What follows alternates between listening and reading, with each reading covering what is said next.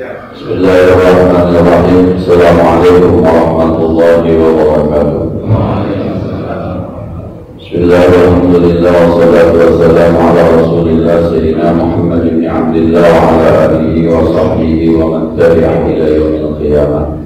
Amma ba'du, al-Fatihah ila hadratin Nabi Mustafa Rasulullah sallallahu alaihi wasallam. Bismillahirrahmanirrahim. Wa abaina wa ummahatina wa ajdadina wa jaddatina wa masyayikhina ولجميع المسلمين والمسلمات والمؤمنين والمؤمنات خصوصا لوالدي اهدنا سبحي من هدي اسلام والدي هدي احمد غزالي من هدي ارشاد امي هدي سيدي سنه بنت هدي محمد صالح شيخنا كيدي محمد محمود بن كيدي عبد الرحمن شيخنا كيدي مشاهد من هدي حسن شيخنا كيدي عبد الوهاب بن كيدي عبد الصمد شيخنا كيدي محمد مهاجر الانصار شيخنا كيدي شريف هذامي شيخنا كيدي احمد شريف بن عبد الغني شيخنا كيدي عبد الزين هدي محمد زين شيخنا كيدي محمد هاشم مقبول شيخنا كيدي جمهري موسى شيخنا كيدي عبد المعطي صالح شيخنا كيدي احمد زين ميزان شيخنا كيدي محمد صلي مختار سيد محمد بن علاوي عبد سلمان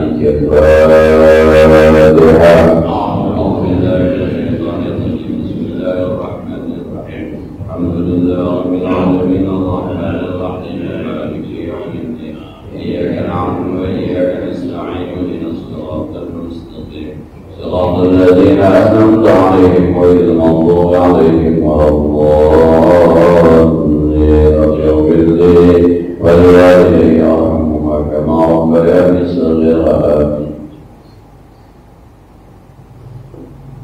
Bismillahirrahmanirrahim. Qala mu'allif rahimahullahu ta'ala wa ala naf'a bihi wa bi'ulumihi fid darain amin. Bismillahirrahmanirrahim. Thumma khudh gharbatan li wajhika fagsil biha min mabda'i tasdihil jibhah ay min a'la basdiha ila muntaha ma yuqbilu min al-dhikri fil tul wa min al-udhuni ila al-udhuni fil ardh. Kemudian ketika kita wudhu sudah selesai dari cuci tangan, kemudian berkumur, masukkan air ke dalam hidung, mengeluarkan air dengan wudhu yang kita sebut dengan istinsyaq dan istinthar. Kata Imam Ghazali, kemudian ambillah gharbatan satu caupan air liwajika untuk wajahmu. Faksil maka basuhlah biha dengan air itu min mabda'i tasdih dan jibhah, dimulai dari awal lebarnya jidat kening, air min a'la basdiha dari paling atas lebarnya jidat ila muntaha ma yuqbilu minad dzikri sampai ke ujung yang lurus dengan janggut fitul ukuran panjangnya wa minal udhun fil ilal udhun dan dari telinga ke telinga fil ardi ukuran lebarnya. Ketika Al-Quran menyatakan baksilu wujuhakum, basuhlah wajahmu, kita sepakat semuanya tahu mana yang namanya wajah. Tapi ketika Al-Quran atau fikih mensyaratkan bahwa orang berwudu harus membasuh muka, ulama kemudian berijtihad mencari mana batasan muka yang wajib dibasuh. Yang saya sampaikan beberapa pekan yang lalu, kalau mazhab namanya Allah atau Daud Imam Daud Az-Zahiri mengatakan pokoknya kalau kata Allah muka, muka aja. Selama kita membasuh kena sesuatu yang namanya muka, sah. Nah, jadi bahasa Dr. Zainal yang penting kena muka, lempengan mana kayak yang penting muka, sah. Enggak mesti diusap-usap. Nah, ini kebangetan gampang ya. Kebangetan gampang, besok orang begitu-begitu aja. Nah, sementara ulama yang lain lebih aktif karena ada hadis kita udah baca kan, siapa orang yang berwudu membasuh muka maka seluruh dosa makannya, dosa hidungnya, dosa pipinya, dosa jidatnya akan berguguran seiring jatuhnya air wudu dari wajah. Belum lagi ada hadis mengatakan Tur'a ummati yaumal qiyamah dolan ajrin, umatku itu nanti dipanggil pada hari kiamat terang benderang min asal wudu, dari bekas wudu. Maka ulama kemudian perlu membuat sebuah batasan, undang-undang batasan muka mana. Kata Imam Ghazali, muka itu di jidatnya lebar nih, ini mulai dari atas ini muka namanya. Ditarik ke bawah sampai kemarin nih, ini namanya muka. Dari mabda'i ista'il jarha ila ma yurbilu minal bikri, dari awal atasnya jidat sampai kemarin, ini muka namanya. Ini ukuran panjangnya, lebarnya dari kuping ke kuping. Nah, ini ijtihad ulama ya, ketika disebut harus membasuh. Nah, Ustaz, kalau kepalanya botak ya tapi tetap ada jidatnya kan? Ya misalnya kepalanya botak itu, lalu mulainya dari mana? Orang kepalanya botak pasti ada jidatnya. Nggak mungkin jidat sampai kemari Pak, nggak mungkin Pak. Ini yang, nah, jadi dari mulai sini di jidat sini, ini kemarin namanya panjangnya, yang kemarin namanya lebarnya. Maka mulai dari sini kemarin ini namanya muka. Agak keluar sedikit. Konsekuensi dari pembatasan muka, maka para istri kita di rumah, anak perempuan kita di rumah, kalau sholat itu yang diperkenankan terlihat muka dan tapak tangan. Maka kalau ada yang pakai mukenahnya di sini, berarti ada bagian yang bukan muka terlihat keluar yang tidak diizinkan. Yang diizinkan adalah muka, ini berarti kan, dan telapak tangan. Berarti kalau ada istri-istri kita yang pakai mukenahnya di sini, anak perempuan kita pakai mukenahnya di sini, maka ini ada yang bukan-bukan yang tidak diizinkan terlihat ketika sholat. Maka banyak sekarang mukena yang sudah sampai sini, atau mukenahnya di sini tapi bagian dalamnya tertutup pakai ini supaya ini kelihatan ini. Nah, itu konsekuensi dari kita setuju pembatasan muka dari sini sampai sini. Nah, ini ijtihad ulama untuk menyatakan muka itu batasannya mana. Kalau kita kan orang awam, pokoknya muka ya muka, masuk bakal tahu muka yang mana. Muka lo mana gitu ya. Nah, tapi ulama kalau gitu, lantaran sampean wudhu itu yang dinamakan sah, yang dinamakan oke, itu mana ada yang perlu basah. Maka Imam Ghazali menawarkan pendapat bahwa yang namanya muka itu dari sini kemari ukuran panjangnya, dari sini kemari ukuran lebarnya, maka harus semuanya basah. Masuk ke mazhab Maliki lain lagi nanti. Udah begitu ada ada batasannya, dia ada rukun yang lain, ad-dulku. Dulku itu artinya apa nih? Menggosok-gosok.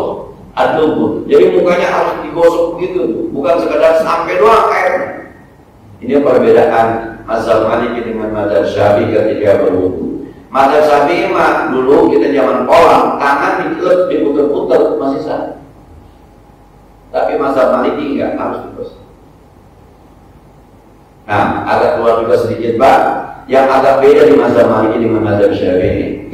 Puasa sunnah Syawal di mazhab Syafi'i itu afdolnya habis lebaran langsung puasa. Di mazhab Maliki puasa Syawal semacam itu hukumnya makruh. Kenapa? Sebab orang awam dikhawatirkan orang awam menganggap bahwa puasa 6 hari bulan Syawal masuk ke dalam Ramadan. Yang mau puasa silakan, tapi karang-karang dulu, habisin ketupat dulu berpuasa. Itu mazhab. Nah, kita kan yang afdal justru habis lebaran hari Sabtu, minggunya langsung puasa. Itu di madzhab Syafi'i, di madzhab Maliki makruh, nggak boleh begitu. Seminggu dulu supaya orang awam tidak menganggap bahwa 6 hari Syawal masuk ke dalam Ramadan. Ya. Sekali lagi ya, di kitab Mizanul Kubra Imam Syafani, kalau ada pendapat, 2 pendapat terasa ada yang mudah dan ada yang berat, yang mudah kasih orang awam, yang berat kasih kiai. Jadi kalau kita mau niat puasa, jangan yang berturut-turut, kita yang ringan-ringan aja. Tapi yang mau puasanya dari awal, dari lebaran tanggal 2 puasa, itu suruh kiai aja berpuasa. Nah, maka jangan memanggil saya kiai, Pak, supaya saya bisa memilah ringan. Dan ini ulama menetapkan tentang batasan muka. Sebab Quran tidak bicara batasan. Fagsilu wujuhakum, basuhlah wajahmu. Terus berkembang sampai ada ulama menetapkan batasan wajah. Batasan yang disampaikan Imam Ghazali boleh jadi berbeda dengan ulama-ulama lain. Maka kalau ada orang bilang begini, udah kita sudah tidak usah lagi mendengarkan ulama, kita kembali saja kepada Al-Quran dan hadis supaya tidak ada perbedaan pendapat.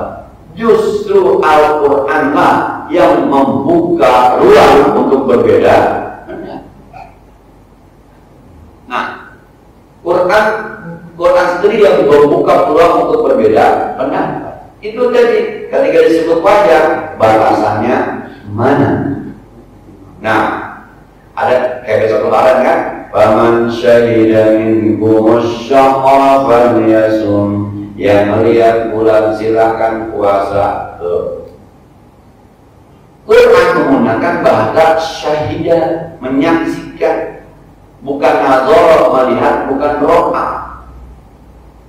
Nah, ini syahidah. Kita kan ketika wa asyhadu anna Muhammadar Rasulullah, kita bersaksi Nabi Muhammad utusan Allah. Pernah ketemu enggak, pernah mimpi enggak, pernah ngaji enggak, mana nabi enggak, tapi yakin itu namanya syahidah. Maka teman-teman yang sebelah sono seperti Imam Romli mengatakan, udah nggak usah dilihat, dihitung aja, asal dihitung ada juga syahidah namanya.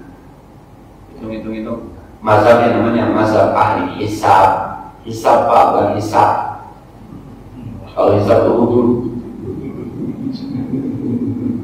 Nah, ini Imam Romli namanya. Dulunya ujungnya dipakai sama teman-teman yang organisasi Muhammadiyah di Indonesia. Kata yang satu, man syahidah, menyaksikan, itu harus ditafsirkan sama hadis Nabi. Sumu liru'yatin wa aftiru liru'yatin. Puasa dengan melihat hilal dan berlebaran dengan melihat hilal. Maka kata syahidah di situ artinya melihat dengan mata. Maka ada mazhab namanya ahlul ru'yah. Ini sebagian Imam Nawawi mengatakan ahlul harus diru'yah. Di Indonesia di BK namanya mazhab Nahdlatul Ulama. Kita itu kagak hidup, kagak bisa melihat juga kagak paham. Terus kita gimana?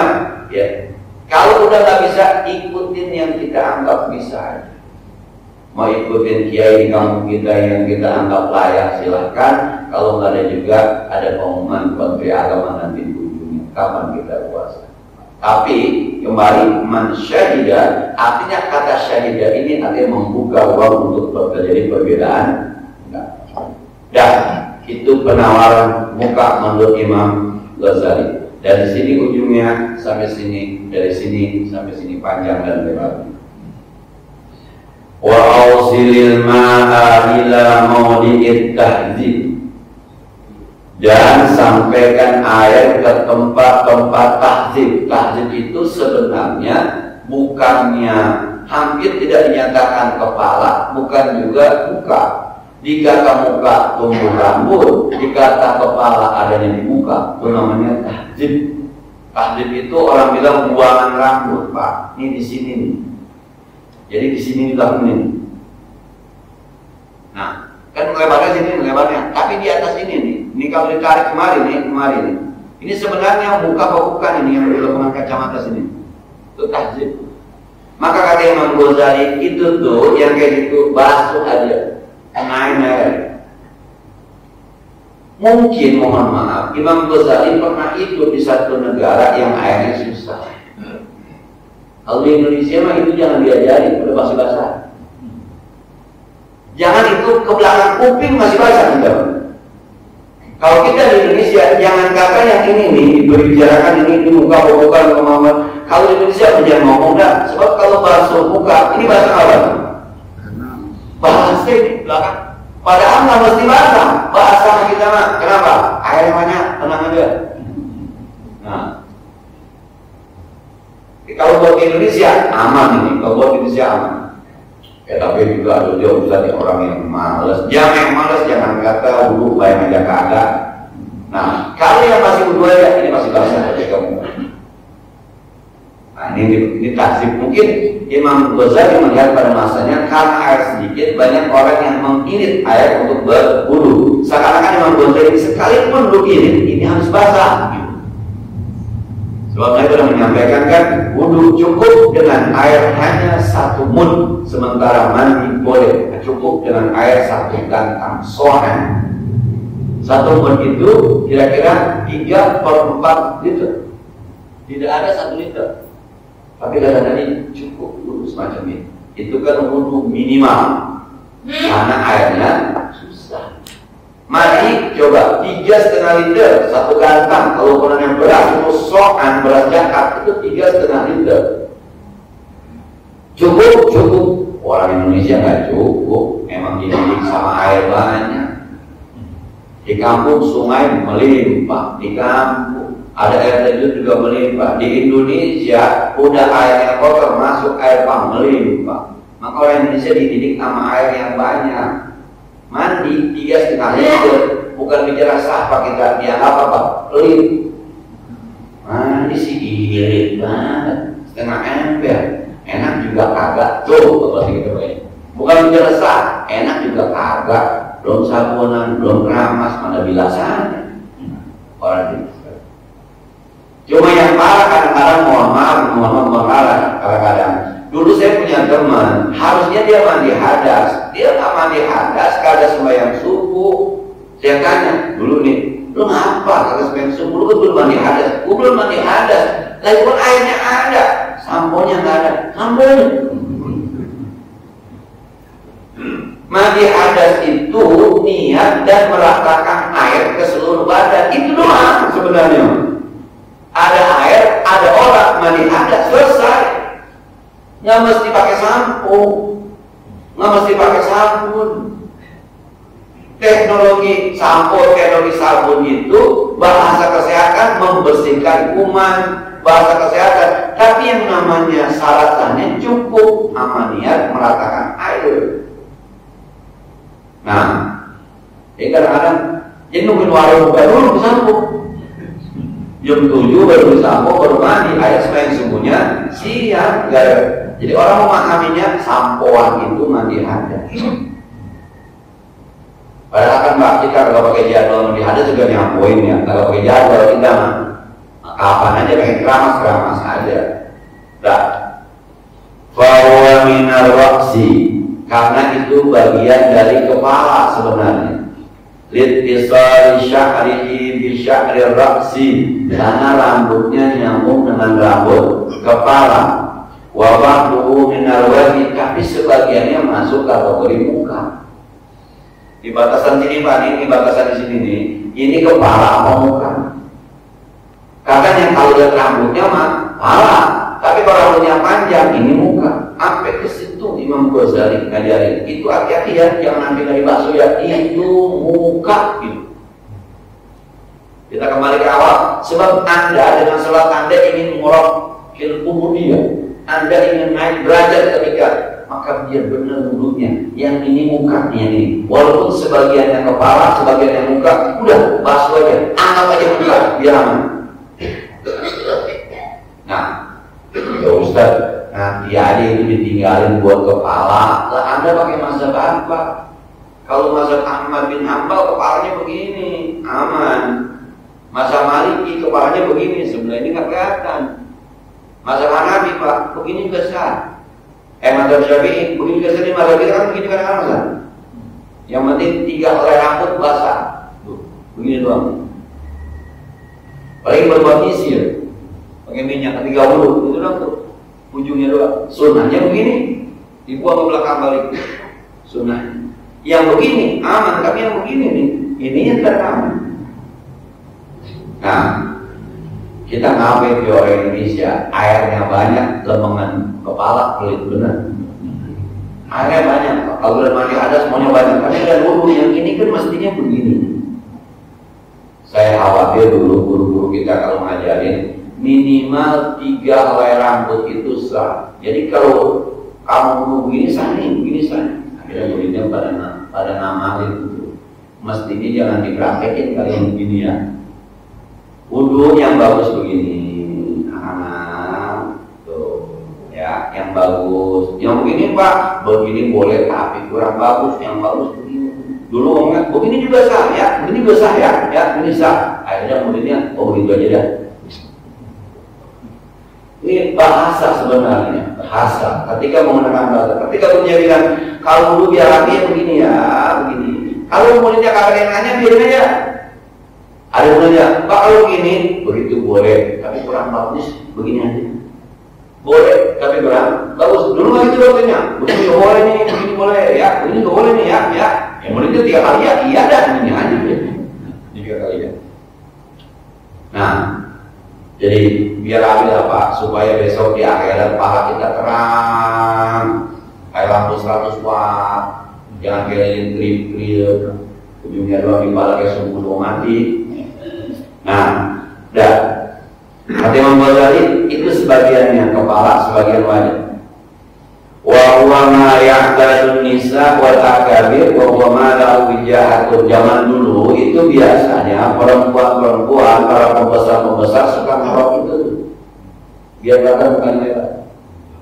Bapak pernah lihat film kungfu? Itu film kungfu, itu kan mukanya lebar banget, mari-mari. Kelihatannya tuh, karena itu pengen dulu orang zaman itu, zaman pembesar, wajah lebar itu dianggap sebuah kehebatan.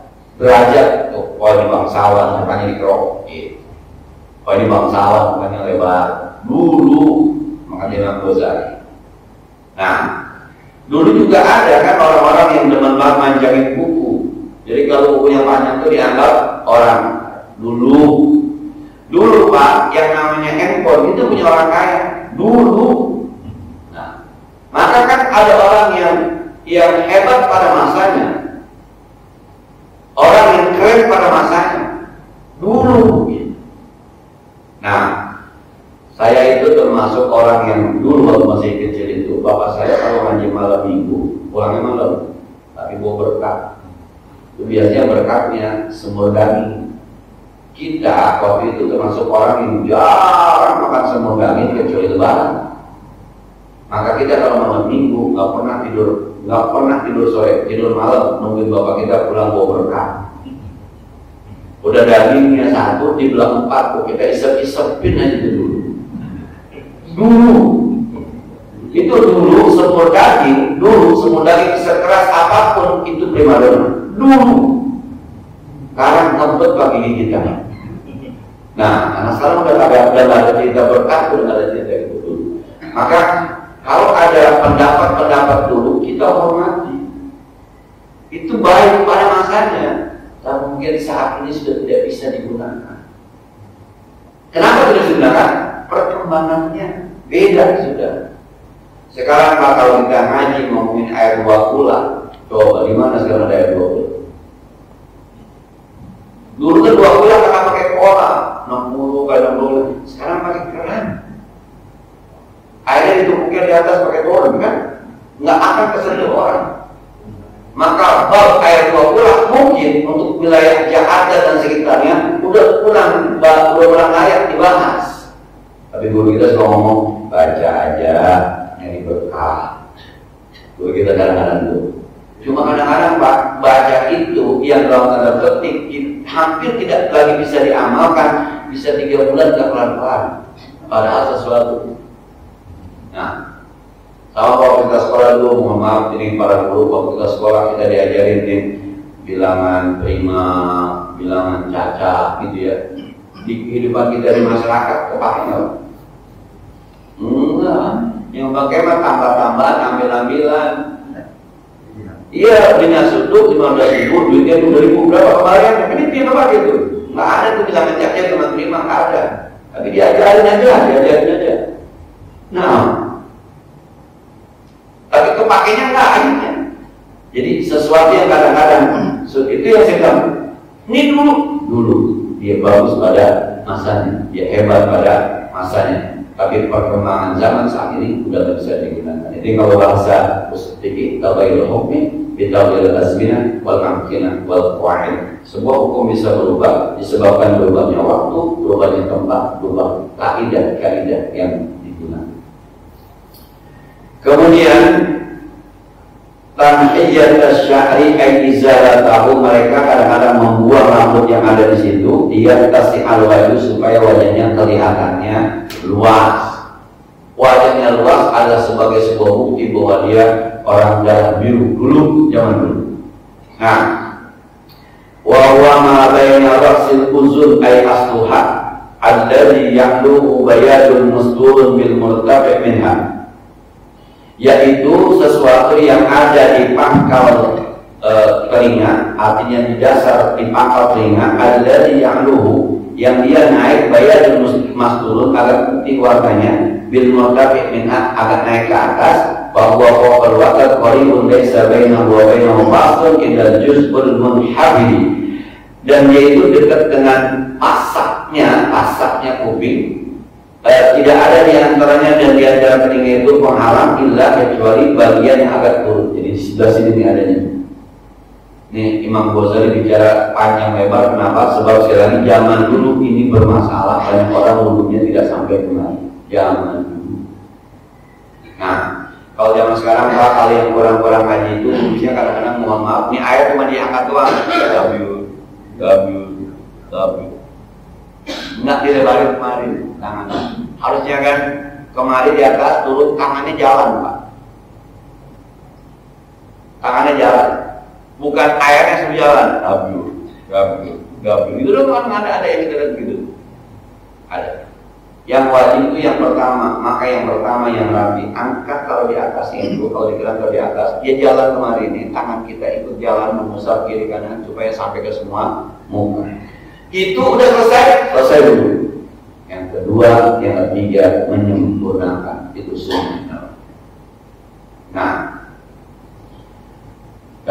anak-anaknya Pak, yang saya mohon maaf, kalau anak perempuan sekarang ukuran haidnya itu saya kira SD kelas 5, kelas 6 udah ada yang haid perempuan.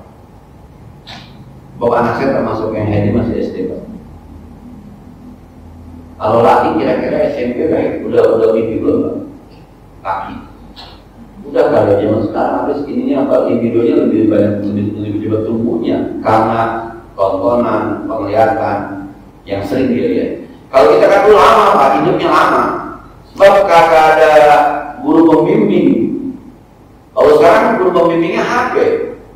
Aurat perempuan kapan aja bisa dilihat di HP, aurat laki-laki kapan aja bisa dilihat di HP.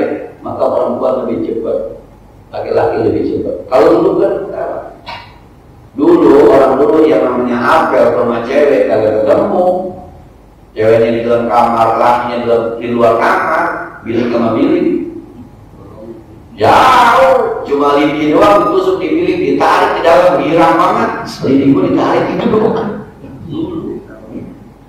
Maka baliknya lama. Gak hidup aja kayak itu. Udah begitu mohon maaf, banyak yang susah, dikit-dikit ke sawah, ngangon, dikit-dikit ke sawah, kagak mikirin cewek.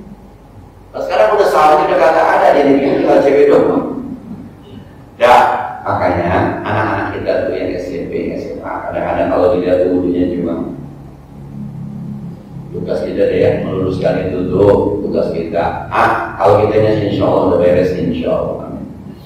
Kemudian Fajuz berladi fawqa hadzal munhabit wal musamma bi rasul uzun, bagian yang ada di atas yang itu disebut dengan pangkal dengan pongkol telinga ila zawal jabin sampai pojoknya jidat, ay ila ruknin fawqa sadaqi, artinya pojokan di atas kening, akni bimawdi'it tahzib ma'al qadl ladzi yaqamu fi jabhatil wajhi, yang ada di tempat buangan rambut seukuran yang terjadi padanya fi jabhatil wajhi, pada kening wajah. Jadi dari sini, dari mulai bawah kening tidak ditarik kemari.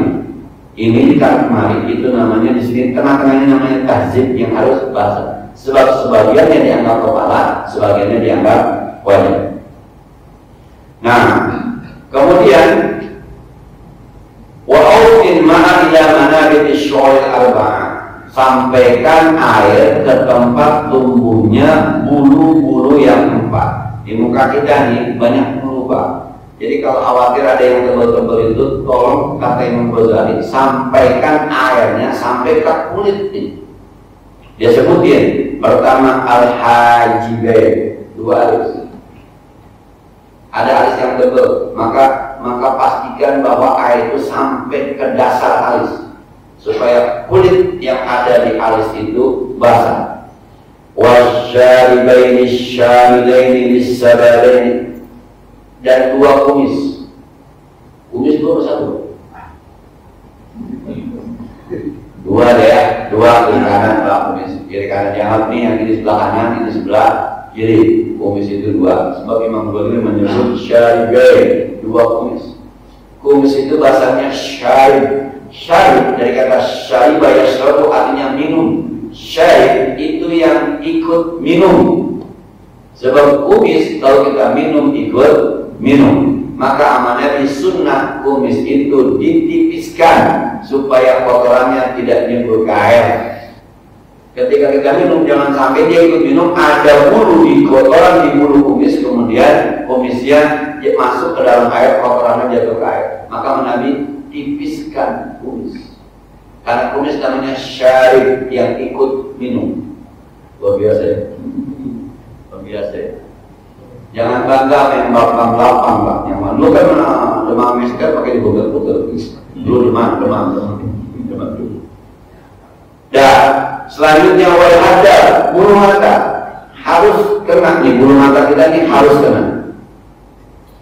Wal azarain wa huma yuwaziyain ayu aziyain al-muslim bi mabda'il jahiyah, dan 2 cambang.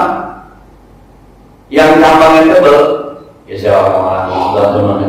Ada India, ada Arab. Yang cambangnya tebal ini harus sampai ke kulitnya. Nah, yang punya cambang tebal, wa huwa ma baina sadaqi wal 'arif mimma yanbutu awalan lil amrad ghaliban. Kata Imam Ghazali, cambang ini biasanya pertama kali bulu yang tumbuh bagi anak-anak remaja yang tumbuh dewasa. Jadi cambang bulu yang tumbuh sini tumbuh. Dibanding kumis, dibanding jenggot, dulu ini tumbuhnya. Kata Imam Ghazali. Terakhir, wajibu isolul ma'ila madalat syari minalahil khabibah, dan wajib menyampaikan air ke tempat tumbuhnya bulu-bulu dari jenggot yang tipis.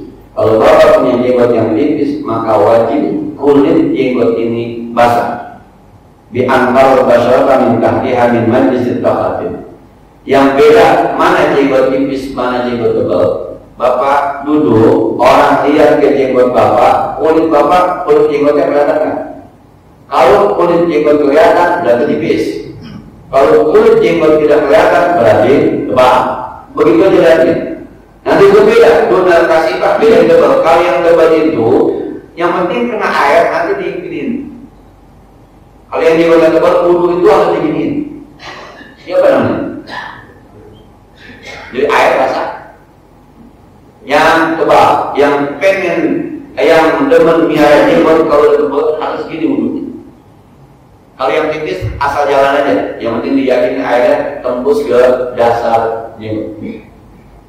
Nah, saya pernah miara jenggot Pak, umur 40, saya bilang sama istri saya, mau miara jenggot kan, apa-apa.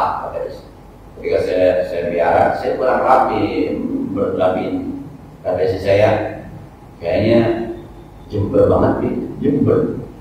Nah, akhirnya ketika ini udah buangnya pokok, kelihatan tua, namanya saya mulai tua. Nah, jadi Yang namanya miara jenggot itu ada perintahnya dari Nabi. Kata Nabi, tipiskan kumis, tebalkan jenggot. Ada perintahnya. Yang mau ngamalin silakan. Yang kagak ngamalin juga nggak apa-apa. Masih banyak perintah yang lain. Ada perintah tahajud, ada perintah i'tikaf di masjid, ada perintah puasa sunnah. Nah, ini bagian dari perintah Nabi. Yang menjalani silakan. Yang nggak jalanin juga bukan berarti orang yang tidak nyunnah. Sebab kita ngaji di begini udah nyunnah, gitu ya. Sampai sini saya kira sudah nanti kita lanjutkan bahas itu analisa zakat wa alillah Allah orang. Sebagaimana biasa yang ada pertanyaan atau sedikit lanjut tentang yang boleh nanti bersuara.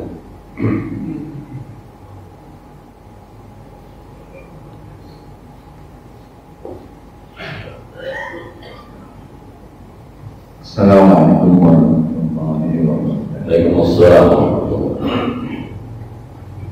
Pak Ustaz, kalau kita keilmuan ini, memang saya pun ketika kita berguru, saya merasa tidak bisa mengikuti secara sempurna apa yang dia lakukan. Saya sudah mencoba misalnya ketika mengambil air untuk itu, kemudian supaya itu saya sampai sekarang nggak bisa. Jujur aja, saya nggak bisa. Nah, apa? Menurut saya ini sempurna. Karena selama ini saya berusaha untuk itu, tapi tidak bisa.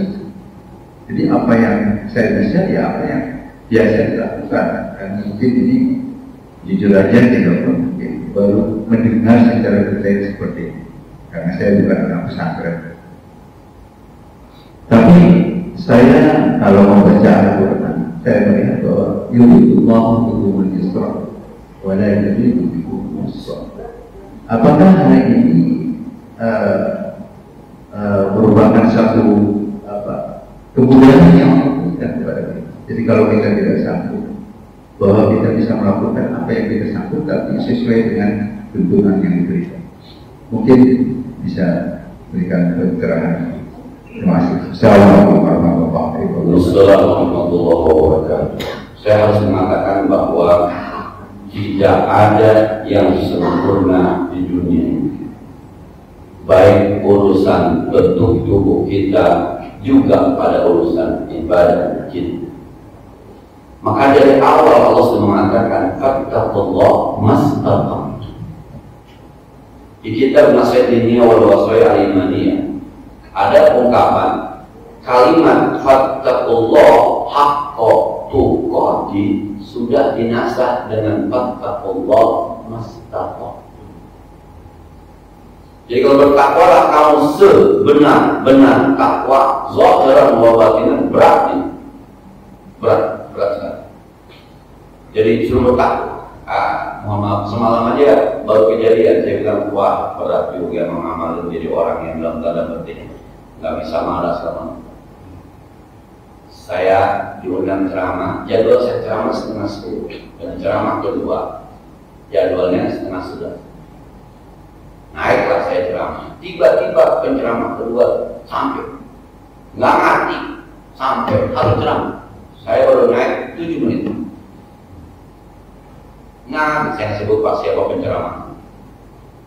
Enggak ngerti penceramahnya, saya dikawal-kawal aja pokoknya deh. Saya lagi di atas turun. Jadi saya ceramah nggak pakai ditutup. Semalam jadi. Gimana rasanya itu? Kalau kita udah ngaji hikam, kata hikam, wadfan nafsaka fi khumulil ardi. Itulah hakam lagi kami ya. Taruh jiwamu ke dalam tanah yang paling dalam.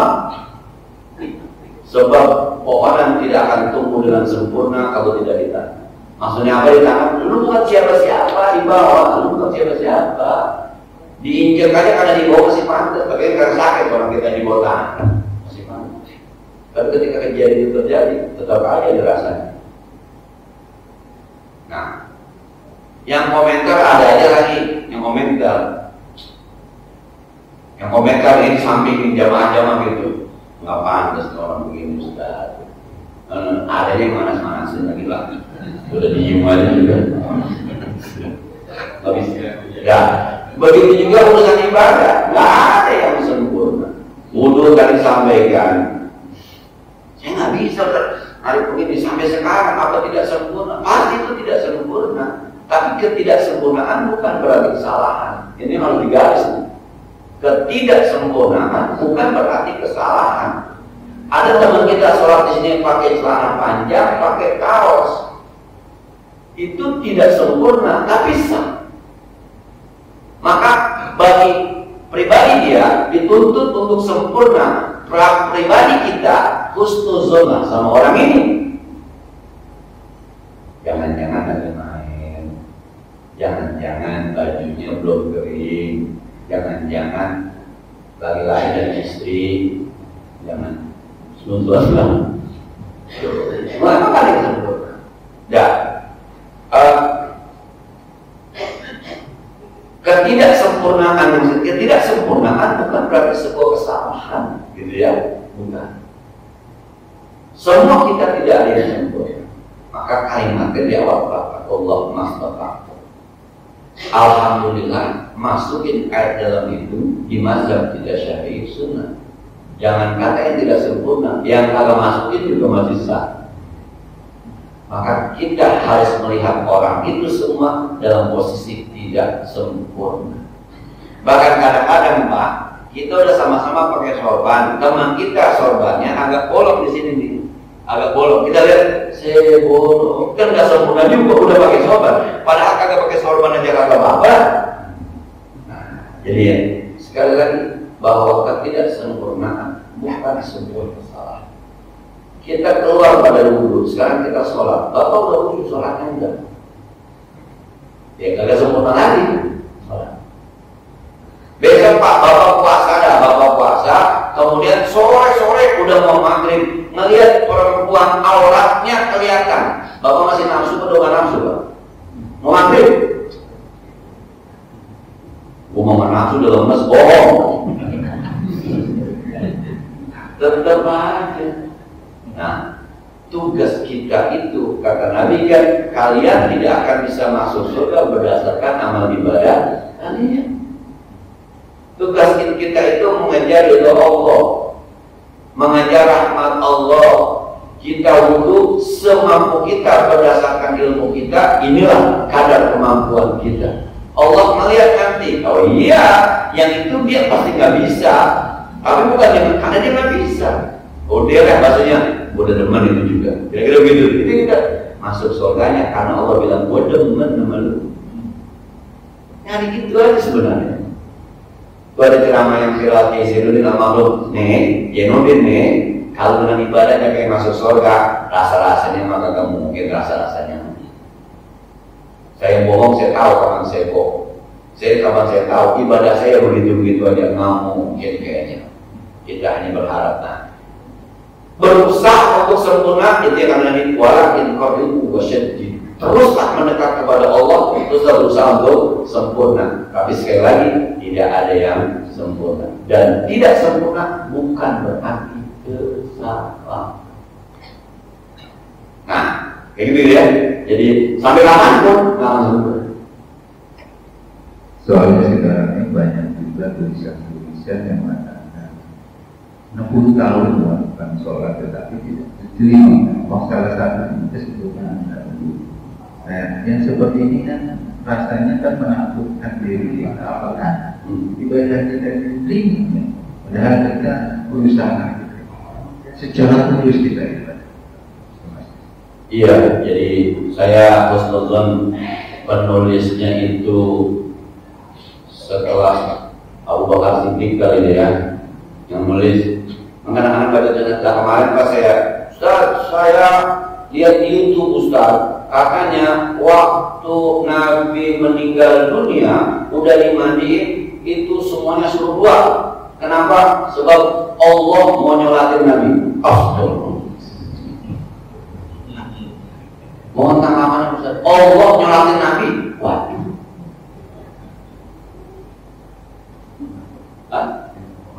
Iya, hati pemahamannya. Inna Allah malaikat yusholluna ala nabi. Jadi Allah nyolatin nabi, malaikat nyolatin nabi. Allah turun yang bayarin nabi. Saya bilang YouTube-nya ganti sama YouTube gua aja, begitu. Nah, ada lagi dia tanya, ketika Nabi ingin naik ke pulau, itu Nabi nggak sampai Ustaz. Ada datanglah satu ruh berkenan untuk diinjak begitu oleh Nabi Muhammad. Ternyata itu adalah ruh Imam Abdul Qadir Jilani, Syekh Abdul Qadir Jilani. Saya bilang yang mana itu anak Imam Abdul Qadir? Ya, itu di YouTube gak ada Pak. Jadi kalau nonton YouTube pun segala macam ya lihat-lihat juga dah. Sekali lagi deh ya. Silakan tapi dikonfirmasi. Sama kayak gitu. Yang enak tuh ngaji sekarang mohon maaf sama Gus Baha. Paling enak ngaji.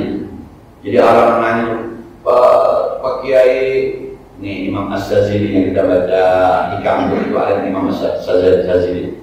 Pak Kiai, saya spesial diterima apa kagak ya? Kata kiainya, sampean nggak usah mikirin diterima apa kagak diterima, sampean sujud aja Allah demen. Kamu bisa sujud di hadapan Allah, Allah udah demen, udah jangan mikirin diterima apa kagak diterima, sujud aja juga, sembahyang aja, asal aja ke masjid, itu aja Allah udah demen. Gitu kira-kira. Saat saya ngamal cuma 5.000. Diterima apa kata ya? Lu ngaku sudah keren. Lu ngamal keren. Akhirnya gitu ya. Jadi besok kalau apa namanya? Kalau ada orang bertanya itu jangan kebangetan nakut-nakutin jawabannya. Yasiru wala tu'assiru, basyiru wala tunaffiru. Mudahkan orang, jangan dipersulit. Kasih kabar gembira orang, jangan ditakut-takuti. Yang saya cerita itu Abdullah bin Abbas kan, ketika sedang duduk ada orang datang bawa pedang begitu. Kiai, kalau kalau orang membunuh orang itu diterima nggak tobatnya? Diterima. Yang penting tobat dan nasuha. Dapat 1 jam datangi orang bawa pedang. Kiai, kalau orang membunuh orang bisa tobat nggak? Nggak bisa, masuk neraka. Pertanyaannya sama, jawabannya beda. Nah, akhirnya pas orang yang pulang, kemudian nanya, Kiai, itu pertanyaan sama jawabannya beda. Iya, lihat matanya, kata Kiai, kata Allah bilang, matanya lihat. Yang satu nanya habis membunuh, yang satu tuh nanya habis membunuh, nyesel, maka dia masih bisa tobat nggak? Bisa. Yang satu datang belum membunuh, baru pengen membunuh. Lihat matanya. Maka saya bilang nggak bisa, nggak ada, masuk neraka pokoknya. Supaya jangan terjadi pembunuhan. Coba jadi ustaz, jadi kiai, ahli fatwa harusnya ilmu psikologi. Nah, Ustaz, saya boleh ziarah nggak tuh Pak? Haram ziarah. Begitu kan mau boleh tanam kuburan Pak. Kalau di ziarah pasti jadi jimat tanam kuburan nggak bisa. Jadi pusing dah. Yang sedang saya ziarah nggak apa-apa, itu bisa jadi obat beda. Yang gampang, jangan yang terus. Jadi ya, kemudian bermanfaatnya. Bismillahirrahmanirrahim. Alhamdulillahirabbil alamin. Arrahmanir rahim. Maliki yaumiddin. إياك نعبد وإياك نستعين اهدنا الصراط المستقيم صراط الذين أنعمت عليهم غير المغضوب عليهم ولا الضالين صل وسلم وكرم وبارك على سيدنا محمد وعلى آل سيدنا محمد اللهم انفعنا بما علمتنا وزدنا علما ينفعنا ربنا زدنا علما نافعا وفهما صادقا ولسانا ذاكرا وقلبا شاكرا اللهم كما بلغتنا عرضك وشهدك فبلغنا رمضان بصحة وعافية وسعة رزق اللهم اصلح لساننا في رمضان وقوي أبداننا في رمضان وقدس أعمالنا في رمضان وصلى الله على سيدنا محمد وعلى آله وصحبه وسلم. الحمد لله رب العالمين. السلام عليكم ورحمة الله وبركاته.